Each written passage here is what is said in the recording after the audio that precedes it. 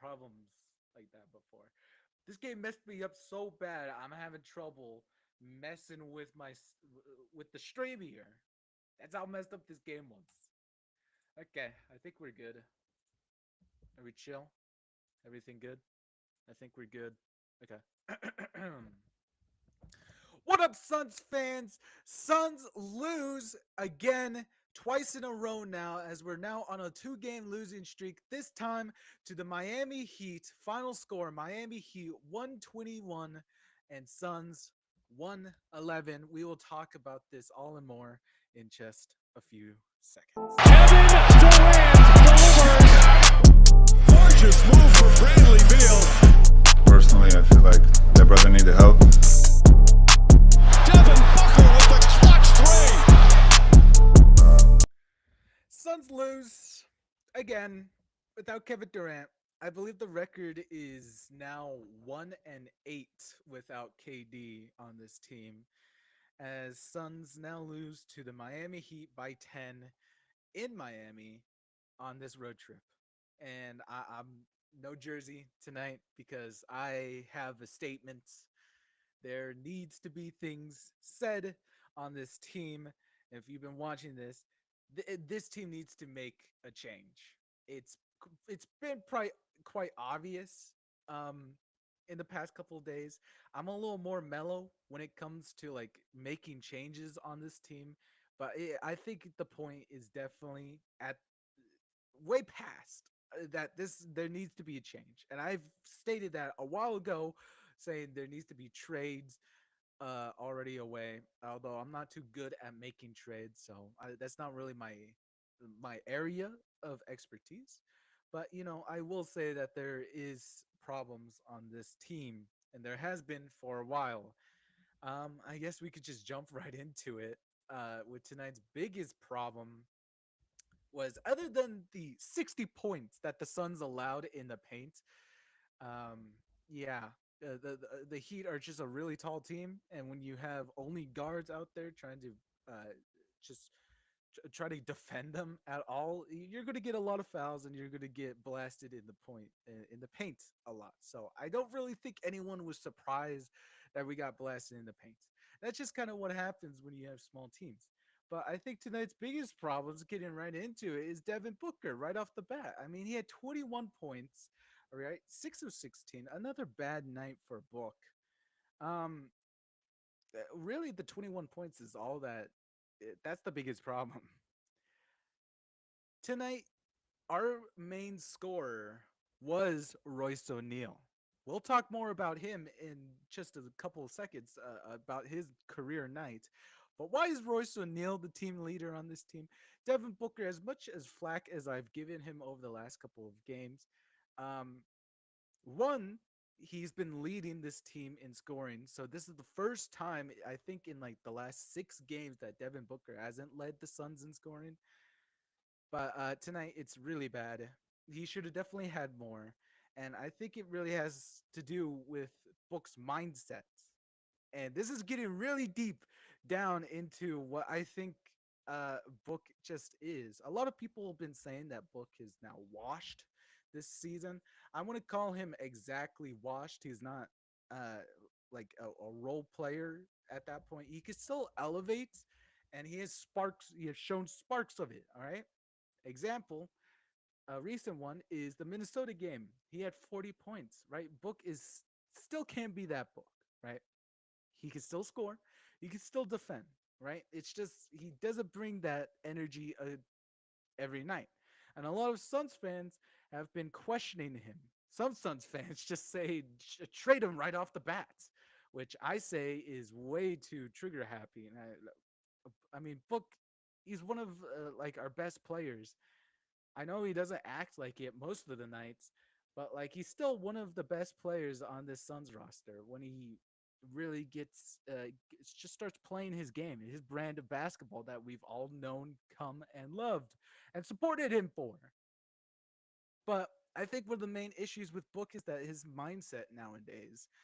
I don't think it's really that widespread known knowledge, but I feel like if you really just go and ask Book, you've seen it in interviews that like Book I believe it was somewhere during this season. Book was being interviewed and he was like it was something about offense or something. And he said something along the lines, I'm paraphrasing here, that he just takes what the defense gives him on every night, which that's a really kind of a really passive kind of mindset to have, especially when you're the superstar and when we have no KD. So, I mean, uh, that's why I've been saying for the last couple of games when Booker doesn't have a great night like he has had tonight. Why has Book not had that? Well, it's because he's got double teams always coming towards at him. But it's a little more than that. It's because like those double teams are the reason he is not having his night. He takes whatever the defense gives him. So if the teams are going to be sending double teams at him every night, he's not going to fight over that. Actually I believe this was the OKC game that I'm referring to about the interview. Um, but like Book himself, he says his days of fighting over double teams and triple teams are over. So he's just gonna just like absolutely what's the word here? Like he's just gonna mold himself to what the defense gives him. So if the defense is giving him double teams, then he's gonna play more passive. He's not gonna fight over that, which is a really concerning mindset to have. And it definitely doesn't help at nights like this because he's supposed to be the main scorer. But the Miami Heat, to their credit, played defense, played really great defense. They're sending doubles to him every night or any action that the Suns had. Any chance they had, Booker was immediately doubled. And, that led to Booker's 5 turnovers he's had on the game. Really concerning stuff. And Book just needs to fight over that. I I hate to say it, he just needs to fight over that. He needs to be more aggressive, especially on these nights. I know. Uh, so hold on. Because of the way Devin Booker plays against those kind of defense, that leads him to these nights where uh, the offense becomes it's to the players around him. So that's what I'm basically trying to say here is that Devin Booker, if I brought this up a lot past last Pelicans game where Devin Booker was really bad, where the offense then just becomes Book has the ball, he draws the defenders, and then he kicks it. He drives and kicks out to any perimeter players, which has limiting success, especially when you're playing a really tight defense with really long arms. They could really jam or intercept the passing of the ball, or they could just sometimes strip Book while he's in the motion of passing. So I mean, this kind of offense, it's not the best, and it's serviceable. I mean, it kind of led the Suns to their 5 point lead at halftime, but it wasn't enough to get them over the hump as Devin Booker just simply needed to score more. He needed to put this team on his back and have some clutch breaking points. And I get it. Double teams suck. Okay. it just it's rough seeing Book being diminished to this little role player now, as his really only role these past 2 games has just been a passer and like kind of bait for all the defenders just to kind of collapse onto him as they then pass the ball out. Um, so yeah, would really love Devin Booker to win, but I mean also that's just kind of like his. If we're looking at the grander scale here, kind of really sad in Booker's kind of career. I mean, I haven't been here for all of Booker's career, but every time I've seen it, it's kind of a following theme around him that like even when he was the scorer and like a really big scorer on the Suns team when they were really bad during the like 2010s, he was the main scorer and he was still losing. He lost a lot, okay? Booker's famous 70-point game against Boston, he lost that game. Uh, even in the championship years, Book was still the main guy, still scoring as much as he could. We still lost. And even it follows them into recent history as Booker's 60-point game against Indiana, we lost that game. And that 40-point game this season against the Timberwolves, he lost that one against the Timberwolves. So, I mean, it just kind of sucks. And I really understand where Book is coming from that angle. That, like, he just accepts at this point that no matter how much he scores, it's not doing enough for the team. And it always just ends up in a losing effort. Kind of really sad when you put it that way, and I understand. I'm not saying this is exactly where his mind is, but I mean, the numbers would definitely support it. Why he would begin to think this kind of passive line of thinking. Um, but yeah, I don't really know how you would overcome that kind of scenario other than just continue being the scorer. I mean, there's got to be other options as well, but Book, as it stands right now, is playing way too passive. We needed him to step up, and the way he played tonight was was unacceptable. Okay, he can't be having these kinds of nights when we desperately needed him, especially when the team was doing good around him. And I guess you could say most of that was partly because of him, because he did keep doing his drive and kick scenario, and that led to a lot of situations where Royce O'Neal was able to succeed. As Royce O'Neal was tonight's leading scorer with 23 points, I believe a career tied high with the Clippers game earlier this season. Was 5 of 8 from three, just 8 and 15 in total, and was looking really good. But I mean, that's not Royce O'Neal. He doesn't take over games. He doesn't just score a lot. Like, that's not his game. He's a role player, and he's just playing his role to his extent. So you see what I'm kind of talking about here, as like we just needed something from our stars, and Bradley Bill wasn't faring much better. As I'm afraid to say this, but my theory of Beal having a clutch three in the fourth quarter every time has been kind of broken because he went 0 of 6 from three this game. Something about Bill just doesn't seem right anymore. I mean, that Heat defense was pretty bad. I believe he actually had a lot more turnovers last time, but he did have two turnovers this time, and he only 15 points. But I mean, he tried to compensate it by adding on 5 rebounds, 4 assists. So I don't know. Just another disappointing night from Bradley Bill.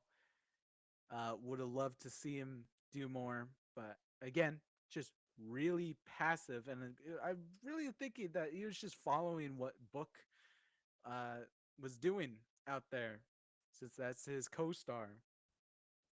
So, and Book's passive, so he's going to be passive as well. As Bill also kind of fit the mold of just taking the ball and then driving in, kicking, because he's also the star on this team. So that's also the kind of position he filled on this team. Yeah, having a game where your main scorers are the role players isn't really the best. Although actually I would think about Miami Heat. Do you guys consider Tyler Hero a star? Because I mean, I think that's been kind of the Heat strategy. I don't know. The Miami Heat, I haven't kept up with them a lot, but I would assume Jimmy Butler and Bam Adebayo are their stars. So it's kind of weird not seeing them score every time, as kind of their main scorer has been Tyler Hero. Whatever. It's not my pie to eat. I don't know. Another solid night from Tyus Jones. He had 13 points and only one turnover. 4 assists, though. Just right on, Tyus. Keep on rolling. I love this guy. He's awesome. And Mason Plumlee also had a kind of disappointing night. 2 points. He had 11 rebounds, though, and that was the most he contributed. Um, yeah. His team's just really mid. We're playing like we don't have stars, which is weird. Just the way we give all these opportunities away from our stars. Our stars aren't scoring, but our role players are. It's it's like if we're playing as the Brooklyn Nets or something. You know, Um, now that we're also getting into the bench, now Grayson Allen, another great night. What this game really needed was our role players to step up, and that is a confident check in that column. Because I mean, Royce Neal, we already talked about him. Grayson Allen has 16 points, 5 of 9 from three. So just a combined 10 threes from both Grayson and Royce. If we had KD here, this is another win. Let's just cut that out of the way. Um, Monte Morris played in. He came in. Actually, really good. I love when nights like this we have Monte Morris that just like comes out and he's really scoring. We haven't seen much of Monte Morris, so I really like when he gets these chances, and he was really swishing them tonight. Although he was 2 of 4 from three. Yeah, he put up 12 points and was really serviceable. Really nice for us uh, when we just needed anything. Talking about serviceable, Josh Okogie also made an appearance. He had 12, sorry, 7 points. Not a three made, and Josh Kogi was basically doing that Ryan Dunn kind of role of just playing, showing effort, and that was really the only thing that the Suns had to do this game, was just play with effort, which it always falters in that third quarter. I've been ignoring it for a while. I just been pushing it to the side because I don't really want to acknowledge it. But I mean, the third quarters, this couple of recent games, they've been looking suspiciously like the fourth quarter. Our last season, like last season, that's really scary. I don't like that at all. I don't like that at all. But Josh Okogie, just great rim finisher, is really nice out there. He started out the season really good from three, but he's now kind of kind of averaged out from that as he's just been mainly focusing on his rim finishing, and is all we need him for. So, yeah, another nice night from Josh Kogi. Also played some minutes, although it wasn't that much. His only points tonight did come off of a nice slam between him and Grayson Allen. So that was really nice to see. And that's basically all of tonight's game. Um, yeah, the Suns just, I mean, the role players were there, but the stars weren't. So there's still jobs. There's still jobs that need to be filled. There's still roles that needed to be filled on this team, and they never went answered. And that's why the Suns lost this game. Everyone has a role on basketball as a team, right? If you're the role players, you play your role and just filling in the cracks, giving the stars their rest, and just always being a threat out there, especially on the Suns here, as we kind of need everyone to be a threat because we're so versatile, as I would put it. But also, versatile isn't really a good thing, as sometimes that doesn't mean you're good in everything. Kind of like a what's the I forget the phrase, but like just like you're good, you're good at everything, but you're not proficient in any one of them. So I mean, that's where I kind of see the Suns. They're versatile, but they're not really good in any of those, except 3-point shooting, I would say. I think that's the one thing we're good at. So yeah, just rough night. Stars didn't get the job done. This is our final matchup against the Miami Heat. So we hand them another loss. We fall to 12-10 on the season, and that means we fall even deeper onto the Western Conference as we're firmly in the play-in sector. With we're currently the eighth seed, along with the Minnesota Timberwolves, the Denver Nuggets, and the LA Lakers. Kind of funny that four of these teams were playoff players in last year's playoffs, and now they're play-in. This year's crazy. So yeah, this is the second loss of back to back, or not back to back, but we lost to the Pelicans, who now lost to the OKC, who lost to OKC. And then, yeah, we lost to Miami. But this is the start of a back to back. Oh, God. This is a back to back against the Orlando Magic tomorrow. So we're back at it tomorrow. Watch if you dare. This Suns kind of basketball has been it's been rough to get through. Um, but hopefully we'll brave the storm, as that is the final game before our KD is projected to come back. Even then, the next game after Orlando is Utah. So I mean, technically we don't need KD, even though Utah just blasted Portland recently. I think we'll be fine. I think we'll be fine. So yeah, scary times. We need KD. We need a trade. Something needs to happen and change on this team if we need to be championship contenders, or just even start winning games again. Something needs to change, and we need to see it soon. Because I don't know how long us Suns fans could continue to deal with this stuff. But if we don't finish, if we don't get that change soon, the Suns might just not see the playoffs this year. Ooh. Ooh. Scary prediction. I mean, we might see the play-ins if we continue the trajectory we're going. But knowing the Suns, something tells me we barely miss the play-ins this year if we continue the way we are. Just something about it seems so Suns-like. You know, kind of like how the Houston Rockets collapsed last year, and they were like one game from making the play-ins, but like Golden State stole it. I could see the Suns in the same position. So that is all for me. We'll see you back tomorrow as the Suns take on the Orlando Magic. Although interesting for that one, I don't know if you heard, Franz Wagner has had a torn oblique, just like Orlando Magic's other superstar, Paulo Banchero. So I don't know. Maybe we're gonna be good.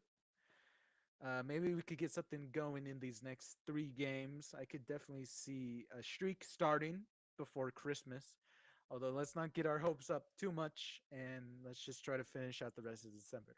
So if you like this content, please remember to like, comment, subscribe. It really helps out all a lot. And yeah, Suns lose again to the Miami Heat. Another stinker to flush down the toilet of just bad games in recent memory. So, yeah, we'll see you tomorrow. See ya. Kevin Durant delivers. Gorgeous move from Bradley Beal. Personally, I feel like that brother needed help.